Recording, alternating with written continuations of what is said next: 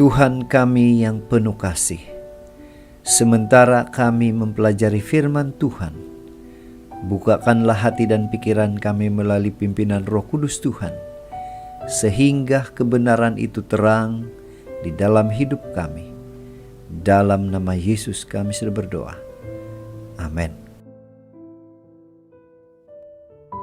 Shalom dan puji Tuhan atas kebaikan Tuhan kepada setiap kita, sehingga pada pagi ini kita masih boleh bersama-sama mendengarkan renungan pagi kita dengan tajuk Mari Bertobat.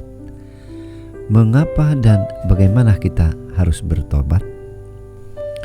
Firman Tuhan di dalam Yoel 2 ayat 13 mengatakan, "Koyakkanlah hatimu dan jangan pakaianmu. Berbaliklah kepada Tuhan Allahmu, sebab Ia pengasih dan penyayang, panjang sabar dan berlimpah kasih setia, dan Ia menyesal karena hukumannya." Bacaan hari ini saya ambil di dalam buku Yoel 2 ayat 12 sehingga 17. Ini merupakan salah satu firman dari Tuhan yang disampaikan oleh Yoel kepada bangsa Israel. Apa intinya? Mari kita mulai dengan ilustrasi. Reginald Arvizu alias Fideli merupakan seorang pemain bass sebuah kumpulan band. Sejak usia 13 tahun dia hidup dalam dosa seks bebas, alkohol dan obat-obatan terlarang. Ayahnya telah berpesan kepadanya sebelum meninggal dunia agar Fideli mencari Tuhan. Pesanan itu menjadi titik awal pertobatannya. Dia tersungkur di hadapan Yesus, memohon ampun atas dosa dan membiarkan Yesus mengubah hidupnya. Dia berbalik arah dengan meninggalkan kehidupan lamanya. Hingga kini dia dan keluarganya bebas dari pengaruh alkohol dan obat-obat terlarang. Kita kembali kepada bacaan kita hari ini. Yoel menyerukan pertobatan sejati kepada bangsa Israel. Tulah belalang dan bencana kelaparan terjadi karena dosa mereka. Bangsa Israel perlu datang pada Tuhan dengan meratap, berpuasa dan tersungkur di hadapannya. Firman Tuhan berkata, "Koyakkanlah hatimu dan jangan pakaianmu." Pada masa itu mengoyakkan pakaian adalah ungkapan sebuah penyesalan atau kesedihan.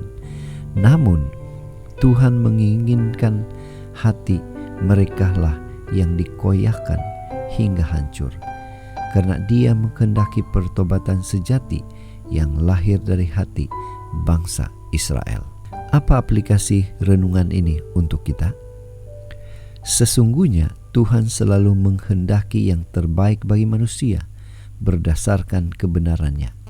Dia menghendaki pertobatan yang sungguh-sungguh dengan hati yang hancur, bukan hanya secara lahiriah atau pakaian.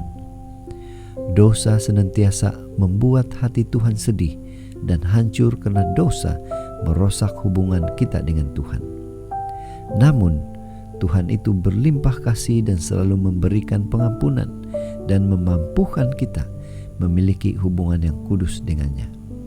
Mari kita mengakui keberdosaan kita, memohon pengampunannya, serta terus hidup melekat kepada Tuhan.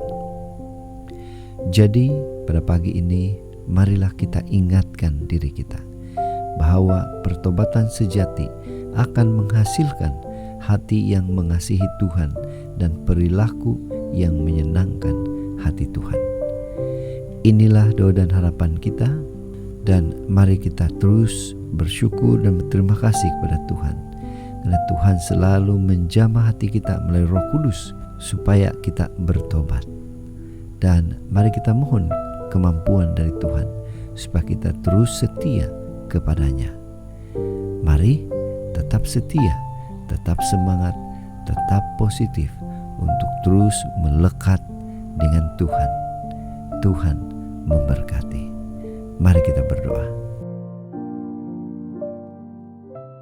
Bapa, terima kasih atas firman yang begitu indah, yang menguatkan kami untuk terus setia kepada Tuhan.